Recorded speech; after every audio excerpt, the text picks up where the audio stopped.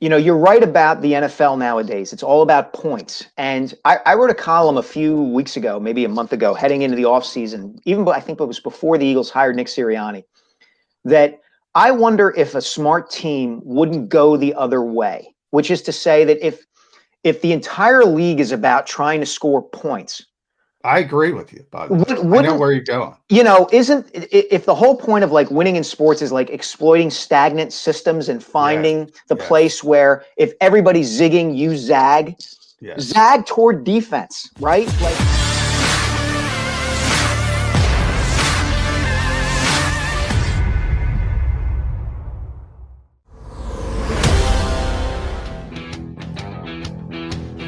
Friday edition of Birds 365. Mac and Mac guys with you. Here to spend a couple minutes with us as the lead columnist for the Inquirer, our buddy Mike Sielski, who knows full well we brought him on to talk football. But before we do, I got to ask you, how's the Kobe Bryant book coming, Mike? First of all, great to be with you guys. Thanks for having me on. It is in production. The manuscript is finished, so it's getting transformed into the book that's going to come out in January. So it's getting a legal read to make sure that I will not get sued by anyone. And then, we're picking out photos and cover art and all that stuff. So we're in good shape, Jody. Thanks for asking. You got it. Looking forward to it, Mike. And I also want to say before we get to the nuts and bolts of the Eagles, but Mike has got my favorite or second favorite Twitter stick going with his My Column thing with no link, and everybody still falls for it. Mike McCartney, the agent, is my other favorite. He's the guy who got, Kirk Cousins more money than Bill Gates. But everybody thinks Mike McCartney is Mike McCarthy, the coach of the Cowboys, former coach of the Packers. He plays into that. Mike does a phenomenal job with his My Column. So I want to give you a hat tip for that as well. Well, I appreciate that, John, but I've actually dialed back on that a little bit. Yeah, I know. I had a Flyers player call me a weasel, and I figured that it was good to dial back the sarcasm just a tad so that I think you should have doubled down. I don't need those kind of headaches, man. Twitter ends up stressing me out more than I wanted to when I start doing stuff like that. All right, we'll try and stretch you out without Twitter. How about we go there? Sounds good. I know you wrote the column just recently about Tommy McDonald and his last years in life and CTE and what he was dealing with and like. What motivated you to do it at this time? Was there something specifically that came up either in your life, in our society, that you thought this was a good time? Because we're a good couple of years removed from Tommy's passing. God bless his soul. What made you write the column at this time? Well, last week, my colleague Frank Fitzpatrick revealed the news that Tommy had suffered CTE, and not only just CTE, but stage 4, the highest, worst level of it. And once I read that story, I keep my eye out for head injury related stories, head trauma related stories to football in the NFL. It's just a topic that interests me. And I obviously know how popular Tommy was and is still in the Philadelphia area to Eagles fans. And I, of course, knew about the connection he had to Ray Dittinger, who I think we would all acknowledge is kind of regarded as the oracle of Eagles football in the market. Ray had written the play, Tommy and Me, about him. And I wanted to kind of explore that topic through Ray's eyes in a way, because I knew how much Tommy meant to Ray, how close they were. And I know how much Ray loves football. He loves it in the way you love it and I love it. And this is a subject that I grapple with every Sunday during a football season. I can't get it out of my head. I watch these games and I see how big and fast and strong these players are. And as much as I love the NFL, and I love the sport itself. I love the courage it takes to play it. I love the technical aspects of it. I love talking to the guys. I love being there at Lincoln Financial Field on a Sunday. It's like the town hall meeting of Philadelphia sports media. But man, you watch that game and the punishment that these guys take and what we're learning, and I just get kind of whipsawed by that conflict. And so I thought it was worth exploring, through the news that Tommy had CTE. Yeah, and you did a great job, Mike. And unfortunately, there was a tragedy with a former NFL player in South Carolina and Phillip Adams. And, almost, you almost want to jump to the concussion issue and say, did this have an impact? Did this have an effect? And I think it's natural. But I do think what I like about it is you're having the discussion because, this is a violent game. And I recently wrote on Philly Voice. I mean, that's never going to change. And I think there's this weird dichotomy where you have people that think you can legislate the violence out of the game. And a perfect example of that to me was the increase from 16 to 17 games, because we just talked about Twitter. It seemed to me people had the holster. NFL doesn't care about safety, as if 16 games is some kind of wonderful stasis, but 17 games is a bridge too far. So I commend you on the lack of hypocrisy in having this difficult conversation. Well, I appreciate that, John. And yeah, I pointed that out in the piece that Tommy McDonald never played more than 14 games in any regular season that he was in back in the 60s. And still he was dealing with CTE at the end of his life. And one of the distinctions I think we have to draw is that, players of Tommy's generation and before it certainly, and even a little bit after it, didn't have the information and research available to them that players of the present day do. I've had this conversation with guys like Zach Ertz and Malcolm Jenkins and other players over the years, where they say the thing that frustrates them about this issue vis-a-vis the NFL is the NFL's kind of, as you said, John, kind of wanting to paper over this. Oh, well, going from 16 to 17 game bad, or, oh, the number of concussions is down, et cetera, et cetera. The guys know the risks. And what they want is they want up-to-date, comprehensive information, accurate information made available to them.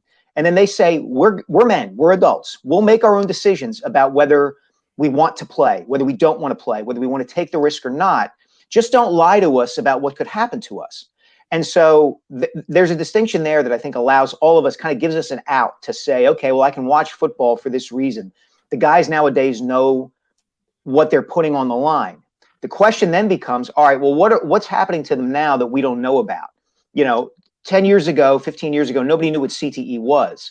Is there a next iteration of head trauma that we're going to find out in the future that is causing even more damage to these guys? I don't know. And again, that gets back to what we mentioned earlier about that kind of conflict we're all feeling.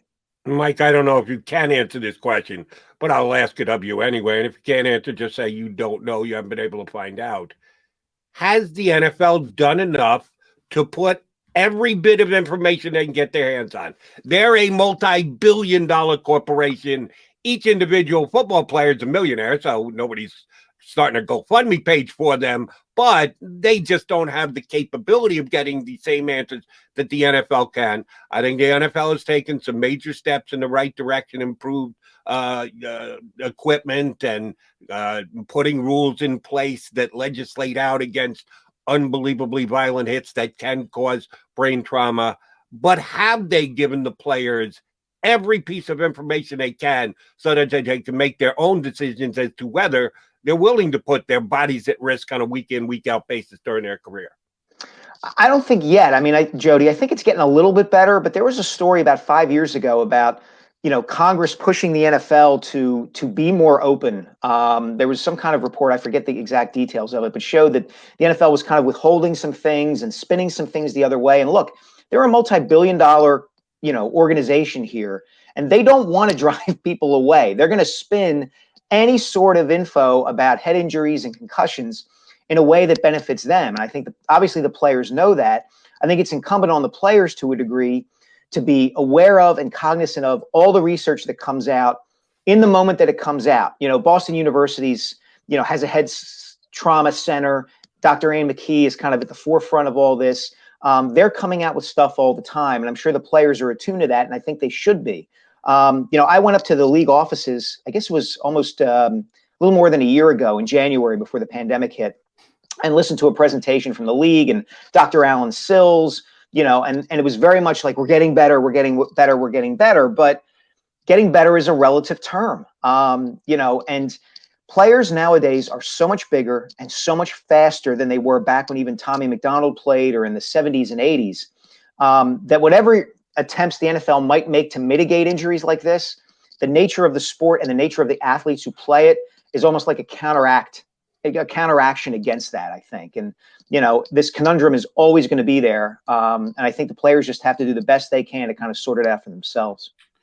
Mike, I think one of the problems, and even for people that want to help with this type of issue and want to get the players educated as much as possible, and everybody who has the most altruistic sort of sentiments about this issue, is the fact that we can forget about football. When we were 20, you know how you felt. You felt you were indestructible. To me, it's always been a cost benefit analysis. And when you are 20, 22, you think differently than when you're 50 with a family. To me, that's the core issue of the problem. I don't know how you can fix it. I don't know if anybody could fix it, even if the NFL wanted to fix it. And I don't, by the way, I don't think they want to. All their issues are obviously for pending litigation, and they have to, just like you have to get your Kobe Bryant manuscript, same thing. I mean, You got to get the lawyers involved. Yeah, I agree with you 100%, John. And you're right. That core conundrum is right there. I remember talking to Malcolm Jenkins about this a few years ago. He had sustained a concussion. What he said was the first of his career. In a game for the Eagles in 2015 against the Cowboys, he tried to tackle Darren McFadden, the Cowboys running back, head on, and sustained a concussion and stayed in the game. Hit it too. Exactly. And hit it from everybody. Kamir Grugier-Hill did the same thing a couple of years ago for the Eagles against the Dolphins. The culture in that regard is changing, but it's not completely fixed yet. And I think the stigma is going away, but it's not fully going away yet. And there's so much at stake for so many of these guys in terms of a livelihood. A guy like Grugier-Hill who feels like, I got to stay on the field. Otherwise, will they cut me? Will they replace me? Et cetera, et cetera. The stigma is going away to a degree. We saw that, for instance, with Carson Wentz in the playoff game against the Seahawks. He sustained a concussion, took himself out of the game. To my knowledge, nobody ripped him for it or criticized him for it. Some fans did. Some fans did, but I don't remember any of his teammates. The other stuff came later in 2020. But I think you're right, John. I think it's a cost-benefit analysis for young men. And there's always going to be some of them who are going to say, you know what, I'll take the money now and take the chance. I mean, we see that. Don't even apply it to concussions. We're seeing it throughout the pandemic, right? There are young people of all ages saying, I'm doing the cost-benefit analysis. I'm not going to get vaccinated. Now, that's a different issue because that can lead to problems for everybody else, not just them. But, I think you've put your finger on the problem. Almost like the debate with steroids. Do I want to take them or do I not want to take them? It is a cost-benefit analysis. We got Mike Sielski here with us. All right, Mike, let me move it back over to the Eagles. Don't know if you caught either the tail end of yesterday's show or the first segment of today's show. The biggest, the number one member of the fan club of Jim Schwartz here in town is my partner, Mr. McMullen. He has gone so far as to say Jim Schwartz doesn't have to take a backseat to other brilliant defensive minds that have been here in town over the last 3 decades, a.k.a. Jim Johnson, Bud Carson, Buddy Ryan. I'm a Schwartz fan. I think he was very good when he was here in town. Not as good as his predecessors. John and I both agree the comparison is very difficult to make because it's over eras and the game changes and the rule changes and the way the game is played changes. Bud Carson coming much earlier, Buddy Ryan even earlier than that. What was your take on the Jim Schwartz defensive era when he was here in Philadelphia? Where exactly does he fall on the pantheon of defensive control men here in Philadelphia over the last several decades? Well, first of all, John's a big Jim Schwartz fan because John's a gigantic Baltimore Orioles fan. And every time Jim had an analogy to make, every time Jim had an analogy to make, he would call up Jim Palmer or Mike Flanagan or Eddie Murray or Cal Ripken or something like that to try to make the point. I guess that's his Georgetown, Maryland, D.C. background. I come down somewhere in the middle. I don't think you can put Schwartz in the same category as Jim Johnson, for instance. I think Jim took what he had when he got here and took it to a different place. Like that defense that the Eagles had in the late 90s already had Brian Dawkins and Hugh Douglas and Jeremiah Trotter. And then he took what he had there and elevated it. Ask Doc sometime about the influence that Jim Johnson had on him and the way Jim used Doc in a way that very few safeties since have ever been used. And I don't know that any had been used up until that point. I think Jim Schwartz was generally pretty good. The issue I always had was kind of the thinking behind his defense, which was I need exactly the right players in order for it to work. If I have the right defensive lineman, I can play the wide 9. If I have the right kind of cornerbacks, I can play my system.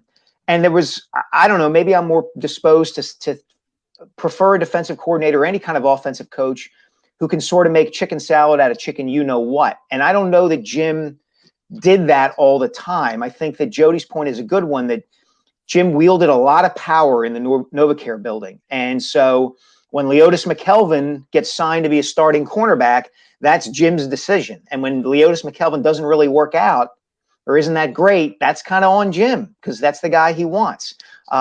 So it worked great when Brandon Graham and Chris Long and Fletcher Cox are, at their peak or near their peak and they're coming after the quarterback.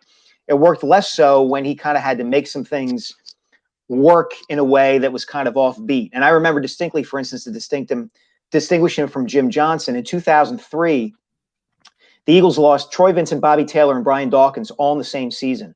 And Jim Johnson made that defense work with guys like Clinton Hart and playing Lito Shepherd and Sheldon Brown before they were ready kind of to be full-time starters.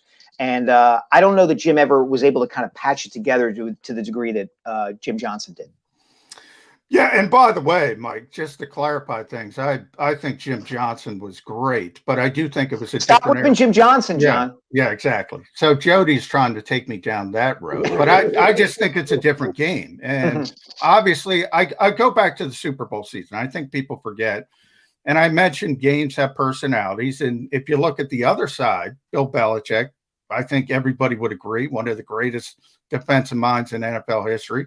He's given up 500 yards too. It was that kind of game. It was a shootout. I think people forget in the NFC Championship game, who had the number 1 defense in the NFL coming into that game was the Minnesota Vikings. They got boat raced by Nick Foles. That's what the NFL, the modern NFL is. And as I said, Jim had this, as you know, arrogance about him, Mike, a little bit of a swagger, but he was a bottom line guy. And he's the only guy who got to the bottom line. Yeah, Jim Johnson didn't. Buddy didn't. Bud didn't. Jim Schwartz did. It's interesting, John. You're right about the NFL nowadays. It's all about points. And I wrote a column a few weeks ago, maybe a month ago, heading into the offseason, I think it was before the Eagles hired Nick Sirianni, that I wonder if a smart team wouldn't go the other way, which is to say that if the entire league is about trying to score points. I agree with you, by the way. I know where you're going. If the whole point of like winning in sports is like exploiting stagnant systems and finding the place where if everybody's zigging, you zag, zag toward defense, right? Like, if the NBA were to increase the size of the basket to the point where anybody could make a 3-point shot, the advantage a team would gain wouldn't be in, signing a bunch of guys like Steph Curry, because it would be easier for anybody to make a 3-point shot. So the value of a Steph Curry is lowered. So the value would be in stopping teams from actually shooting the 3, stealing the ball. So you go get smaller, quicker players and take the ball away. Same rule applies to the NFL. Like, it's so easy to score nowadays. Why not invest in a defense? We saw what the Washington football team did with the 3 of us and one other guy basically playing quarterback for them this year. They won 7 games and made the playoffs because their defense was so good. So, I think there's a broader discussion to be had there. And I think you're right. Within the confines of the modern NFL, Jim Schwartz was pretty good. Was he great? I'm not sure he was great, but he was pretty good. Real quick before Jody jumps back in, just as a follow-up to that, I think Bill Belichick is trying that. And I think you're right, the zig, the zag, if 32 teams are doing the exact same thing, it comes down to who does it best. Whereas if you throw if you're the only one trying to do it this way, you might not even have to be that good at it. You could succeed. Yeah. We could go off on a tangent for an hour on how you win in the National Football League. I disagree with both of you. Balance wins. Balance wins now. Balance won 10 years ago. Balance won 35 years ago. You got to have both, and you got to be able to strike a balance, and that's how you end up winning. Talk to If Nick you try and Saban, just Jody. build an offense, Mr. you're going to Miyagi. lose. You Yeah. try and just build the defense, you're going to lose. It always is about balance, but that's my thought. We had Lane Johnson on yesterday, Mike, and I want to get your take on this. I specifically asked him about Zach Ertz. As of now, Zach Ertz is still an Eagle. We know there have been conversations about him potentially being traded, what the Eagles would require in a deal to move him, how badly Ertz wants to get out of here. Is there any chance that they put the genie back into the bottle? If the Eagles are going to hold their ground, that they're not moving Zach Ertz until they get what they see as value, we'll find out on draft day. It could be just a move up and around or something like that. If it never comes to fruition, can the fences be mended between Zach Ertz and the Eagles in your mind? Maybe I'm being too optimistic about this. I think it's possible they can. And I think as angry as Zach was last year about not working out the contract situation, I think, and John knows this, he was on the Zoom call with Zach, at the end of the season. Zach really wants to be an Eagle. I think he wants to finish his career here. I think there's a connection between the team and him and the area that if there were a way to work it, normally I wouldn't say this about a player, but if there's a way to work it out, I think they might be able to find a way. I'm still not real optimistic that's going to happen. I think it's probably just a matter of timing. Maybe as we get closer to the draft or during the draft, something will happen. But I think it's possible just because of the nature of the relationship that Ertz has had with the organization and with the city itself. Remember, he's a guy who he's very aware of what is said about him publicly. There was that incident, if you want to call it, where he decided not to block somebody in a game against the Bengals in 2016, and he took a lot of criticism for it. And that criticism really cut him. It didn't come from the locker room. It came from the media and the fans. And he took it to heart and has been very open about that, about taking it to heart and saying, I needed to change how I was doing things. And it led to him becoming an all-time great Eagle, right? I mean, he's the guy who caught the game-winning touchdown in the only Eagles Super Bowl victory. So, receptions leader, et cetera, et cetera. So if there's a way for a situation to be worked out like this between a player and a team, I hold out hope that it could. All right, big picture with you, Mike. I don't think anybody has much expectation as the Eagles go into this season with so much dead money because of Carson Wentz, new coaching staff, with very little experience. If this team is going to overachieve, how do they do it? What is the path? Who's got to play well? What has to happen? Number one, Jalen Hurts has to be better than I think a lot of people anticipate he will be or can be, because they're not set up as they are now for a situation where he can just be kind of a replacement level quarterback, right? I'm a big believer nowadays in the NFL that one of the fallacies that teams follow and adhere to, and it's one that the Eagles adhered to for a long time, was that you've got to get the franchise quarterback. You've got to get the Brady or the Mahomes or the Rodgers. Well, guess what, guys? There's only so many of them out there, okay? There's only like 3 or 4 maybe at a time. And, that position's becoming fungible. It's becoming, you can have a guy for a few years and you can move on from him and find somebody else. There were 23 quarterbacks last year with a passer rating over 90 in the league. It's never been easier to be a pretty good quarterback in the NFL. So just go find a pretty good quarterback and you could probably win. I think Jalen Hurts can be that kind of quarterback. The problem is the team around him is not going to be good enough for him to be that kind of quarterback and have them win. So he'd have to be great and surpass most expectations for them to compete. And I think that some of these young players who weren't all that impressive last year are going to have to take a major step forward. I think we forget that in terms of how a team develops, that sometimes you just have guys who take steps forward. Nobody saw Nelson Aguilar going from 2016 Nelly, who got benched, to 2017 Nelly, who had more catches than anybody else in the Super Bowl. Nobody saw him making that jump. And it's going to take guys like Travis Fulgham and Jalen Reagor making that kind of jump. Alex Singleton, is he really as good as he seemed to be last season? Because you can't really count on draft picks coming in and making a huge impact. So I have them as like a 5-6 win team, partially because of the nature of their division, which we know isn't very good. So we'll see. I mean, I'm holding out hope. I think that Sirianni, I don't want to condemn Sirianni one way or another. We don't know anything about him. You can't tell much from his press conferences. That's a bad way to judge a coach. But just looking at what they have, I think they're a 5 or 6 win team. I think your list is good of what needs to happen. I just add to it, if Brandon Brooks and Lane Johnson stay healthy, which I know it's basically a leap of faith these days, because both of these guys seem to get hurt all the time. If they both stay healthy, I think the Eagles should be better, because that side of the line will be back up to snuff to the level that we're used to. Last one for me, Mike, and you'll get that this is a little pet peeve of mine.